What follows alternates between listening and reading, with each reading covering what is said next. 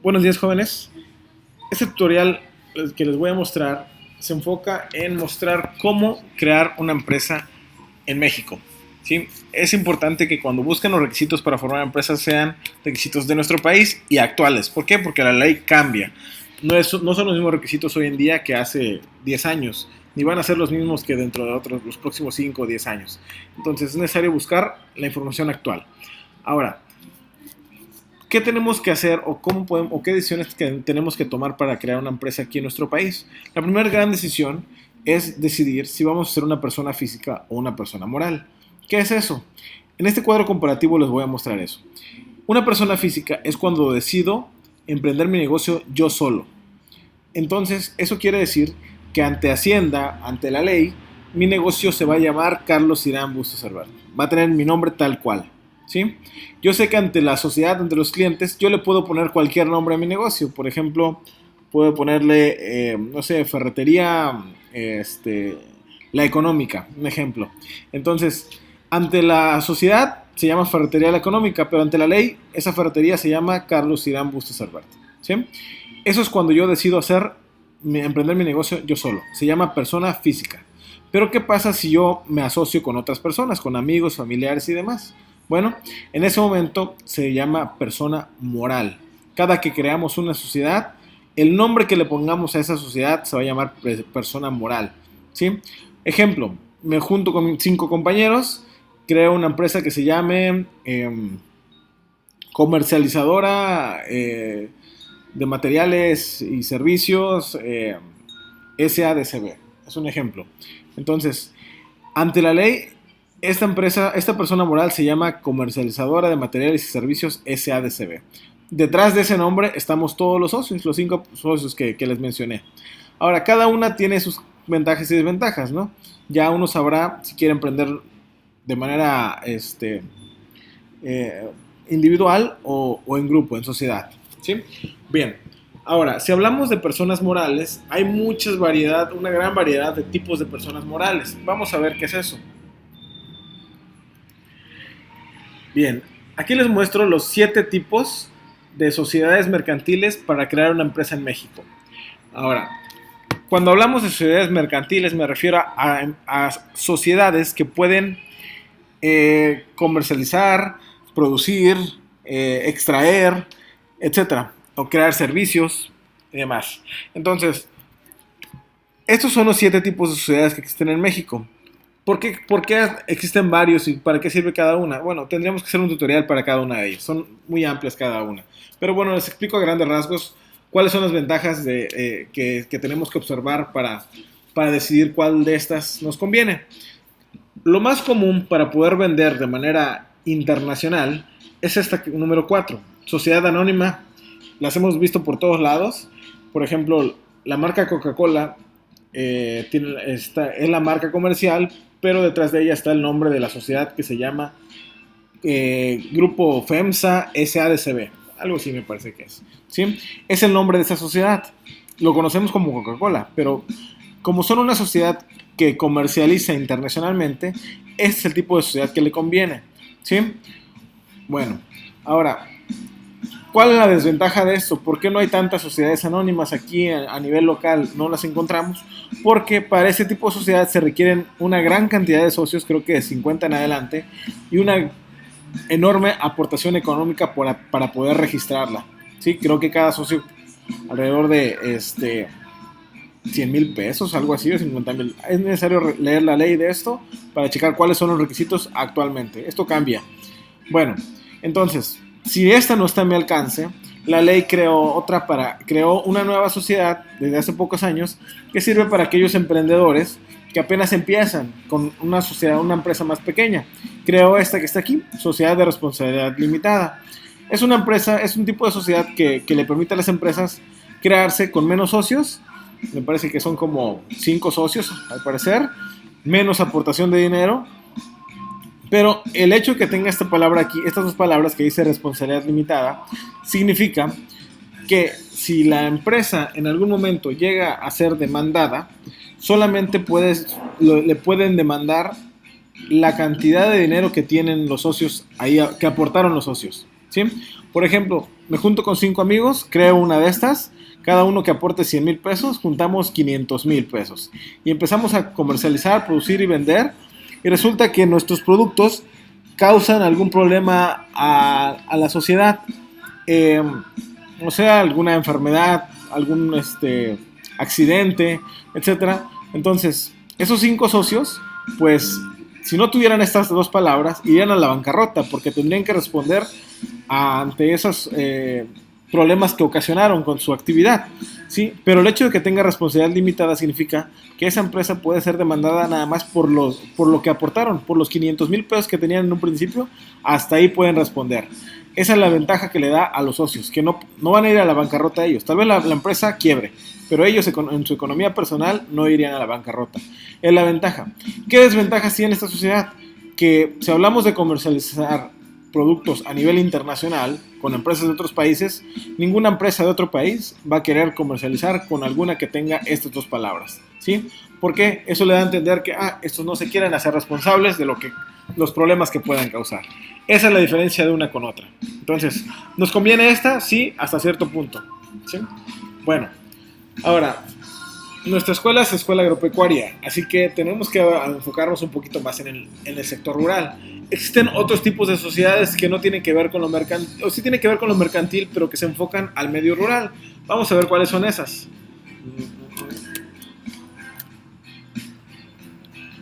Permítame un minuto.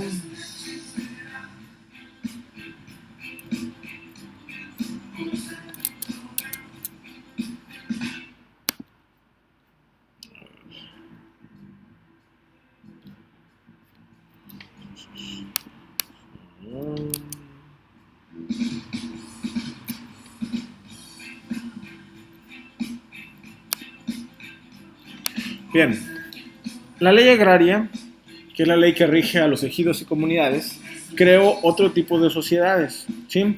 Sociedades que son más amigables con el medio rural. ¿Por qué? ¿A qué me refiero con más amigables? Resulta que si a veces puede ser difícil eh, competir dentro de una ciudad con nuestro negocio, pues para la gente del campo todavía es más complicado. Esa situación se agrava un poquito más. Es por ello que la ley, para impulsar a los negocios del medio rural, pues creó otro tipo de sociedades, ¿sí? Existen varias sociedades rurales. Una de ellas, o la más común, se llama Sociedad de Producción Rural. Las otras se enfocan en otras actividades también del medio rural, pero no se enfocan en producción. Bien, ¿para qué sirve este tipo de sociedad? Esa tiene muchas más ventajas. No requieres una aportación grande, puedes empezarla con 500 pesos. No necesitas muchos socios, tal vez tú y un amigo, y con eso es suficiente. O sea, yo y un amigo podemos crear una sociedad de producción rural, le ponemos un nombre, por ejemplo, Comercializadora de Abarrotes SPR, Sociedad de Producción Rural. Esa sería nuestra sociedad. Y la empezamos tal vez con 500 pesos cada quien, con 1,000 pesos podemos empezarla y ya podemos registrarla ante la ley y adelante. Empezamos a producir nuestros eh, bienes o comercializarlos dependiendo qué actividades pretendo realizar. Ahora, dentro de las sociedades de producción rural también existen ciertos tipos de responsabilidad, lo que les comentaba hace un momento. Ilimitada ilimitada y limitada. Volvemos a lo mismo. Limitada significa que si en algún momento nos demandan, nosotros tenemos que responder únicamente hasta por el monto que aportamos. Si yo nada más aporté 500 pesos y me demandan a mi empresa, a mi sociedad, pues solamente voy a perder 500 pesos. ¿Sí? ¿Qué es la ilimitada? Bueno, si nosotros causamos un problema y yo nada más aporté 500 pesos, pero ese problema vale 10 millones de pesos, ni modo, tengo que responder por los 10 millones de pesos. ¿Sí? Así tengo que vender mi casa, endrogarme con el banco y demás, es necesario responder. Ventajas de lo limitado y ventajas de lo ilimitado. Ilimitado me permite comercializar con el extranjero. Limitado, pues me permite no ir a la quiebra. ¿Sí? Esas son las ventajas. Ahora, ¿cómo creamos esta empresa? ¿Qué características tendría, la sociedad de producción rural? Dice que los derechos se eligen por asamblea, el capital social se forma con la aportación inicial de los socios, las sociedades de responsabilidad limitada no se requieren aportación inicial, Bien, esas son las características principales. Entonces, cuando creemos nuestra empresa, podemos crearla bajo este régimen. El régimen de sociedad de producción rural es muy amigable. El pago de impuestos es muy, ¿cómo se dice? Está muy apoyado, está más apoyado que en el sector urbano, la cuestión rural. ¿Sí? Por ejemplo, las empresas agropecuarias no tienen que pagar IVA a menos que ganen más de 700,000 pesos al año. Es decir, yo puedo estar vendiendo cerdos, plantas, árboles maderables, maíz, etcétera, y no pagar un peso de IVA, a menos que con tanta venta me gane 700,000 pesos o más al año. Entonces ahí empezaría a pagar ese impuesto, ¿sí? Entonces tiene muchas ventajas este tipo de sociedades de producción rural. Ahora, para efectos de nuestro trabajo, muchachos, es necesario pues que mencionemos únicamente cuál sería el tipo de sociedad bajo el cual vamos a registrar nuestra empresa, ¿sí? Ambas, tanto las sociedades de producción rural como las sociedades mercantiles, se registran ante Hacienda. Se necesita ir con un notario público a que nos haga una acta constitutiva donde él establece cuándo se inicia, cuáles son los requisitos, cuál es la dirección que estamos dando de nuestra empresa, cuánto está aportando cada socio, quiénes son los socios, para qué actividades va a funcionar esa sociedad.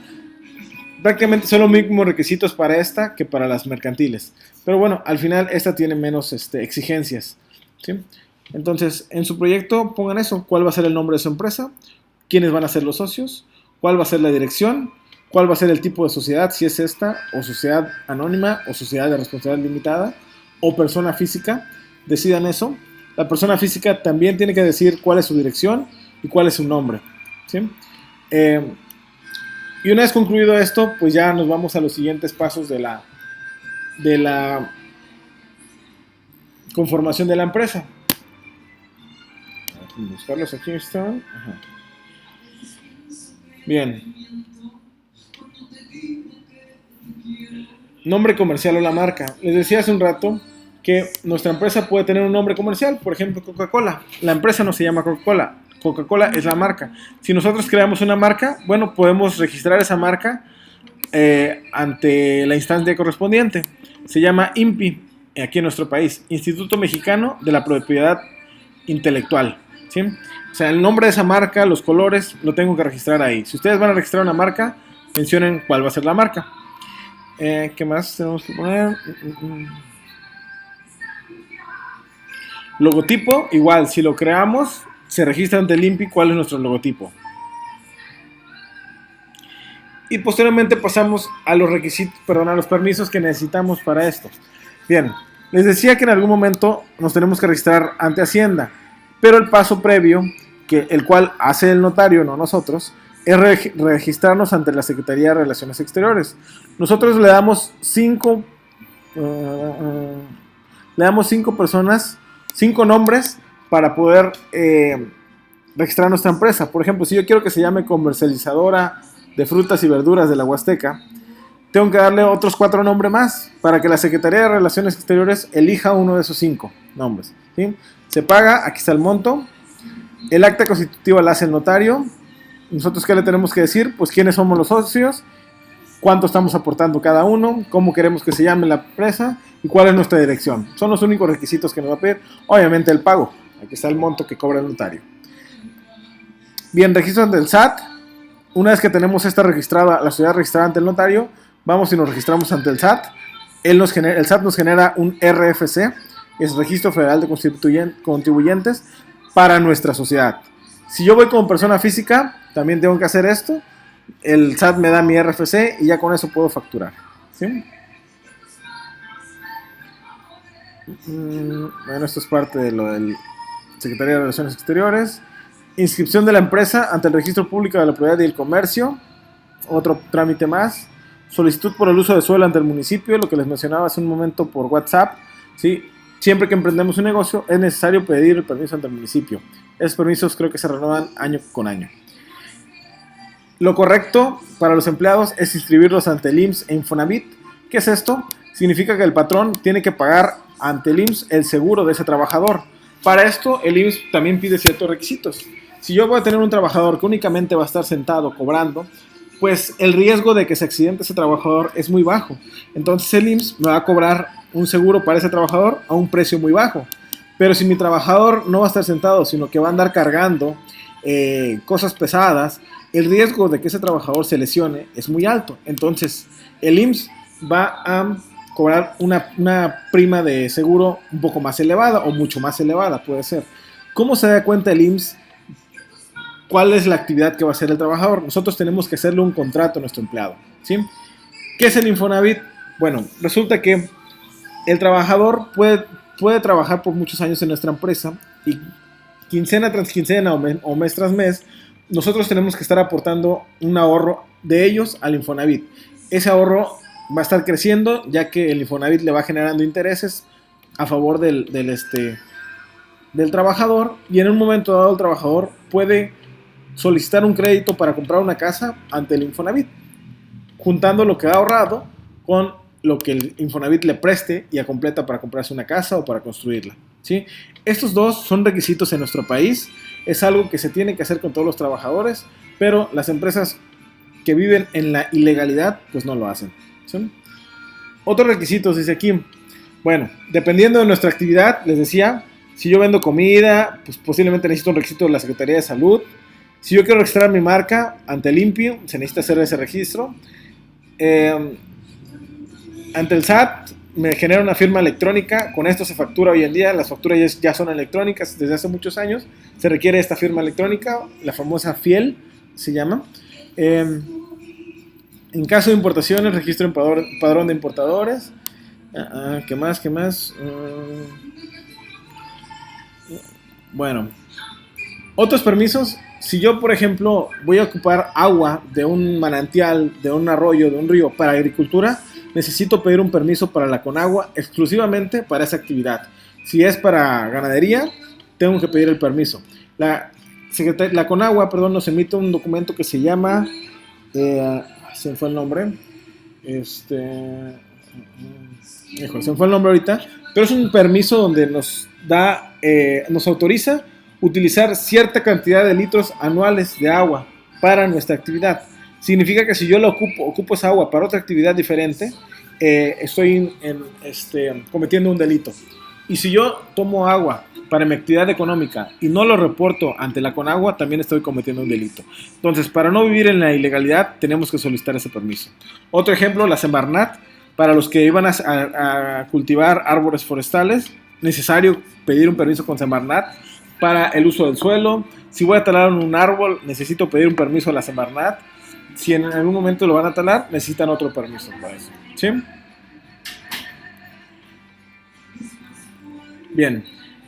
Y esto es a grandes rasgos, muchachos, un resumen de cómo crear una empresa en México. ¿Qué es lo que van a hacer ustedes en su proyecto, en su plan de negocios? Solamente mencionen cuáles son los permisos que van a tramitar.